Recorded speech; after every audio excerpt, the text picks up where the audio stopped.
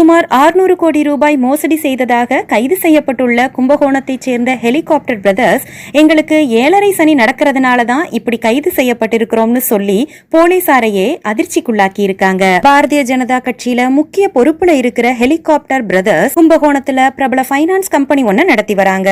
அந்த கம்பெனியில இன்வெஸ்ட் பண்ற பணம் உடனடியாவே 2 மடங்காகும்னு சொல்லி சுமார் 600 கோடி ரூபாய் மோசடியில ஈடுபட்டிருக்கிறாங்க.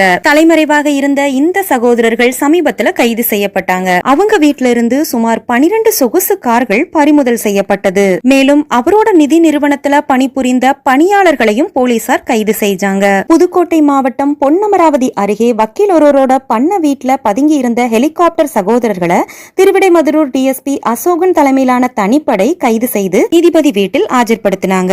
அவர்களை கைது செய்யறப்ப 13க்கும் மேற்பட்ட சூட்கேஸ், பேக்ஸ், அதிலிருந்து ஏகப்பட்ட ஆவணங்கள், ஒரு கார் மற்றும் செல்போன் ஆகியவற்றையும் போலீசார் பறிமுதல் செய்திருக்காங்க. கைது செய்யறப்ப ஹெலிகாப்டர் பிரதர்ஸ், நாங்கள் யாரையும் ஏமாத்த நினைக்கல, எல்லாருக்கும் பணம் செட்டில் செய்ய தயாராக இருக்கோம்னு சொல்லியிருக்காங்க.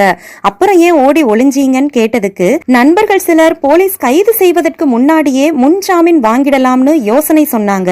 அதனாலதான் ஓடிக்கிட்டே இருந்தோம். எங்களுக்கு 7.5 சனி நடக்கிறதுனாலதான் இப்ப கைதாயிட்டோம்னு சொல்லியிருக்காங்க.